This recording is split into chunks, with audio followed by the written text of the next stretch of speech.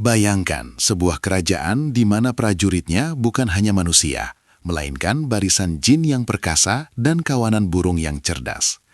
Bayangkan seorang raja yang tidak perlu kapal untuk menyeberangi samudra, karena angin adalah kendaraan pribadinya yang bisa membawanya menempuh perjalanan sebulan hanya dalam waktu pagi saja. Inilah kemegahan yang pernah ada di muka bumi, sebuah kerajaan yang tidak akan pernah bisa ditandingi oleh siapapun hingga akhir zaman. Kerajaan milik Nabi Sulaiman alaihi salam. Sulaiman bukan sekedar pewaris tahta dari ayahnya, Nabi Daud. Beliau adalah sosok yang memohon kepada Allah sebuah kekuasaan yang unik, sebuah mujizat yang menggabungkan kekuatan dunia material dan dimensi gaib. Namun, di balik kemegahan istana yang lantainya terbuat dari kaca bening menyerupai air, tersimpan kerendahan hati seorang hamba yang selalu bersujud. Beliau diberikan kemampuan untuk memahami bahasa semut, memerintah bangsa jin untuk membangun kuil-kuil megah, dan memiliki pasukan burung yang menjadi intelijen militer paling akurat di zamannya. Mengapa Allah memberikan kekuasaan yang begitu absolut kepada Sulaiman? Bagaimana cara beliau mengelola pemerintahan yang melibatkan makhluk lintas dimensi? Dan apa rahasia di balik pertemuannya dengan Ratu Balkis yang legendaris? Video ini akan membawa Anda menelusuri lorong waktu menuju Yerusalem kuno, melihat mujizat-mujizat yang melampaui logika manusia, dan memetik hikmah tentang bagaimana kekuasaan seharusnya dijalankan di bawah naungan wahyu. Pastikan Anda menyimak setiap detailnya, karena kisah Sulaiman adalah bukti bahwa ilmu dan hikmah adalah perhiasan yang lebih berharga daripada emas dan perak. Sebelum kita melangkah lebih jauh ke dalam Istana Sulaiman, pastikan Anda sudah menekan tombol subscribe dan nyalakan lonceng notifikasinya. Mari kita mulai perjalanan ini dengan doa yang pernah diucapkan Sang Raja. Ya Tuhanku, ampunilah aku, dan anugerahkanlah kepadaku kerajaan yang tidak dimiliki oleh siapapun setelahku. Nabi Sulaiman lahir di tengah kejayaan kerajaan Bani Israel yang didirikan oleh ayahnya, Nabi Daud. Sejak kecil, Sulaiman tidak hanya mewarisi garis keturunan raja, tetapi juga kecerdasan yang melampaui usianya. Al-Quran mencatat bahwa Sulaiman sering mendampingi ayahnya dalam memutus perkara-perkara sulit.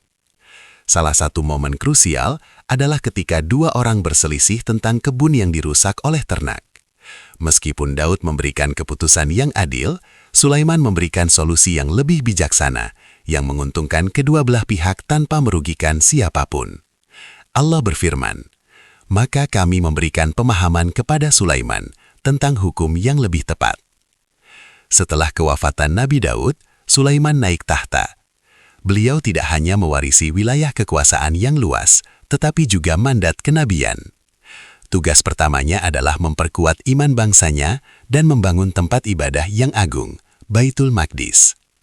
Beliau menyadari bahwa memimpin Bani Israel yang cerdas, namun sering membangkang, membutuhkan lebih dari sekadar kekuatan militer. Dibutuhkan hikmah dan mukjizat yang tak terbantahkan. Sulaiman berdoa agar diberikan kerajaan yang tidak dimiliki oleh siapapun. Allah mengabulkan doa tersebut dengan memberikan kontrol penuh atas kekuatan alam. Beliau diberikan kemampuan untuk menundukkan angin, sehingga perjalanan jauh bisa ditempuh dalam waktu singkat. Beliau juga diberikan cairan tembaga yang mengalir seperti air untuk membangun infrastruktur. Yang paling spektakuler adalah penundukan bangsa jin. Para jin diperintahkan untuk bekerja di bawah pengawasan beliau, membangun gedung-gedung tinggi, patung-patung, dan piring-piring besar seukuran kolam. Jika ada jin yang membangkang, Allah akan menimpakan azab yang pedih kepada mereka. Bab ini mengajarkan kita bahwa kekuasaan yang berkah dimulai dari ilmu dan hubungan yang kuat dengan Sang Pencipta. Sulaiman membuktikan bahwa pemimpin yang hebat adalah mereka yang mampu mendengarkan suara kebenaran sejak dini dan tidak pernah berhenti memohon bimbingan dari langit. Suatu hari, Nabi Sulaiman melakukan inspeksi terhadap pasukannya. Beliau menyadari ada satu anggota yang absen, burung hudhud. Dengan ketegasan seorang panglima, Sulaiman mengancam akan menghukum hudhud, kecuali jika ia membawa alasan yang jelas. Tak lama kemudian, hudhud datang dengan berita yang menggemparkan. Ia telah terbang jauh ke selatan, ke sebuah negeri bernama Saba, Yaman, dan menemukan seorang ratu yang memiliki singgasana agung, namun rakyatnya menyembah matahari. Mendengar laporan intelijen dari seekor burung ini, Sulaiman tidak langsung percaya begitu saja. Beliau menunjukkan kualitas pemimpin yang teliti dengan melakukan verifikasi. Beliau menulis surat pendek namun syarat makna yang dimulai dengan kalimat Bismillahirrahmanirrahim.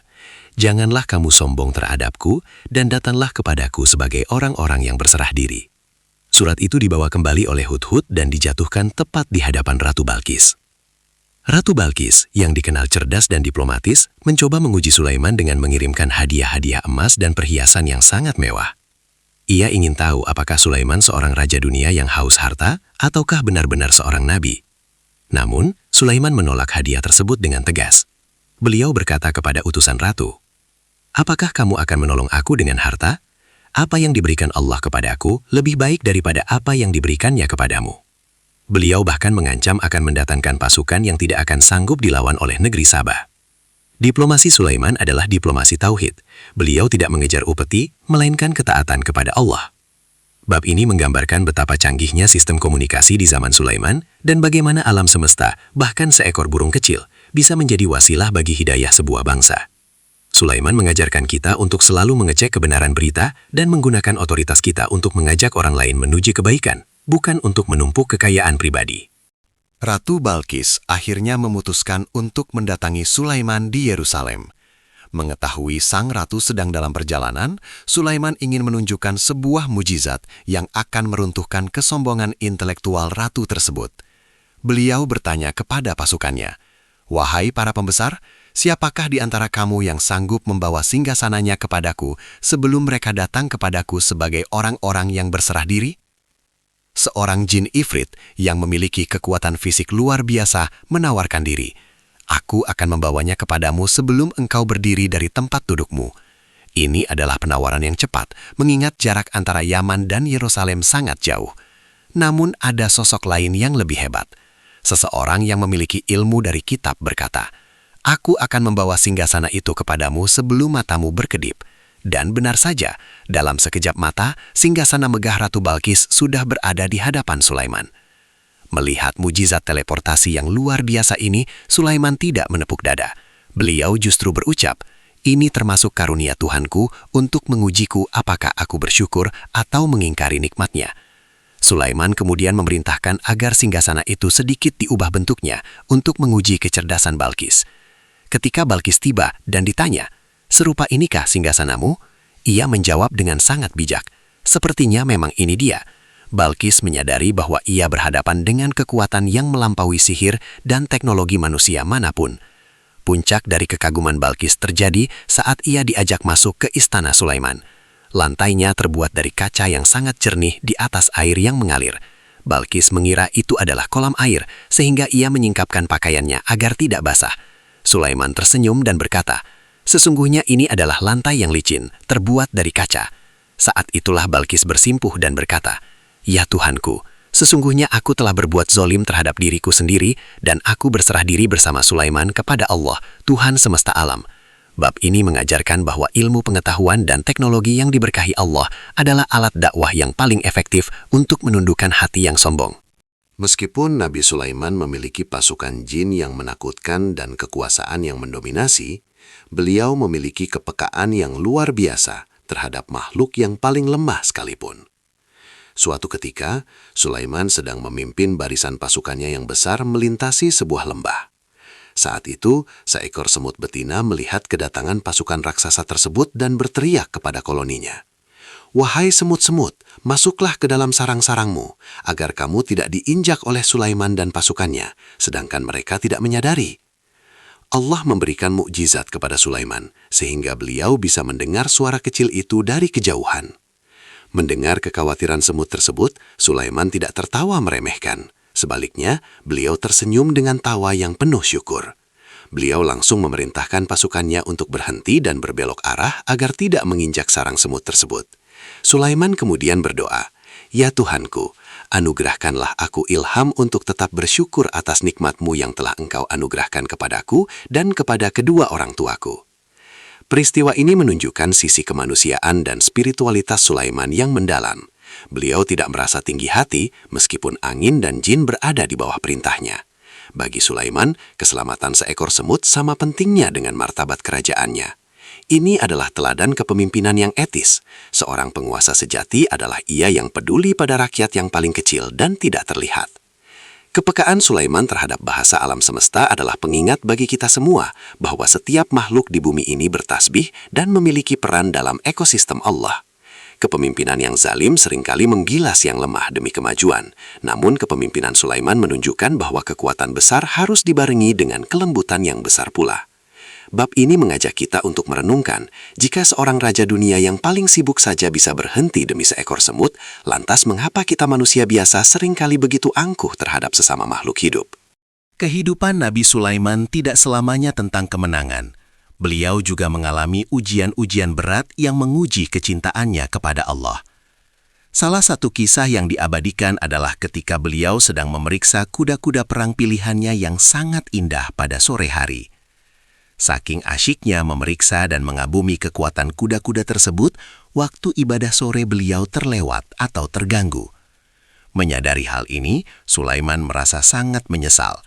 Beliau menyadari bahwa segala keindahan dunia ini tidak boleh menghalangi ingatannya kepada Allah. Beliau kemudian menyembelih atau melepaskan kuda-kuda tersebut sebagai bentuk pertobatan menurut beberapa tafsir. Ujian lain yang lebih berat adalah ketika Allah meletakkan sebuah jasad di atas singgasananya. Para ulama tafsir memiliki berbagai penjelasan mengenai hal ini, namun benang merahnya adalah Sulaiman sempat mengalami masa di mana beliau kehilangan kendali atau otoritasnya sejenak sebagai ujian atas kehilafannya. Beliau merasa tak berdaya dan menyadari bahwa kekuasaan yang ia miliki murni adalah pinjaman dari Allah. Dalam masa sulit itu, Sulaiman terus bertaubat dan memohon ampunan. Beliau membuktikan bahwa martabat seorang nabi bukan pada ketidakpernahannya salah, melainkan pada kecepatannya kembali kepada Allah, Awwab. Allah memuji beliau dalam Al-Quran, Ni'mal abd, innahu awwab. Dialah sebaik-baik hamba, sesungguhnya dia amat taat kepada Tuhannya. Ujian-ujian ini sangat penting untuk dipahami. Harta, kuda-kuda yang hebat, dan singgasana yang megah bisa menjadi hijab penghalang jika tidak dikelola dengan iman. Sulaiman mengajarkan kita bahwa kekayaan dan jabatan adalah ujian yang jauh lebih berat daripada kemiskinan. Beliau berhasil melewati ujian tersebut dengan menempatkan Allah di atas segalanya. Bab ini memberikan pesan kuat bahwa jangan sampai kesibukan dunia, bahkan kesibukan yang terlihat baik seperti urusan negara atau hobi yang bermanfaat, membuat kita lalai dari esensi penciptaan kita, yaitu beribadah kepada Allah. Wafatnya Nabi Sulaiman AS adalah salah satu peristiwa yang paling unik dan penuh pelajaran dalam sejarah para nabi. Beliau wafat dalam keadaan yang sangat tenang dan tidak disadari oleh siapapun selama waktu yang cukup lama. Saat itu, Sulaiman sedang berdiri mengerjakan ibadah atau mengawasi para jin yang sedang bekerja keras membangun sebuah bangunan besar. Beliau berdiri bersandar pada tongkat kayunya. Ruh beliau dicabut oleh malaikat maut dalam posisi berdiri tersebut. Karena wibawa beliau yang sangat besar, para jin yang sedang bekerja tidak berani mendekat atau menoleh. Mereka terus bekerja keras, mengira bahwa Sulaiman masih hidup dan sedang mengawasi mereka dengan tajam. Hari demi hari berlalu, hingga akhirnya seekor rayap memakan bagian bawah tongkat kayu Sulaiman. Ketika tongkat itu rapuh dan patah, jenazah Sulaiman pun jatuh tersungkur ke tanah. Baru saat itulah para manusia dan jin menyadari bahwa Raja Agung mereka telah wafat. Peristiwa ini dicatat dalam Al-Quran untuk mematahkan keyakinan sebagian orang bahwa jin mengetahui hal-hal gaib. Allah berfirman, "Maka setelah ia jatuh, tahulah jin itu bahwa sekiranya mereka mengetahui yang gaib, tentulah mereka tidak tetap dalam siksa yang menghinakan, bekerja paksa."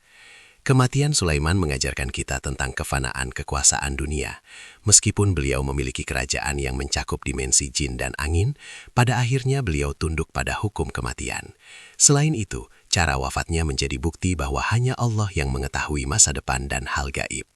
Para jin yang sering disembah atau dianggap sakti, ternyata tidak tahu bahwa orang di depan mereka sudah meninggal selama berhari-hari. Bab ini adalah penutup epik dari kehidupan seorang raja yang luar biasa, memberikan pesan bahwa sehebat apapun seseorang, ia tetaplah seorang hamba yang akan kembali kepada Kholiknya.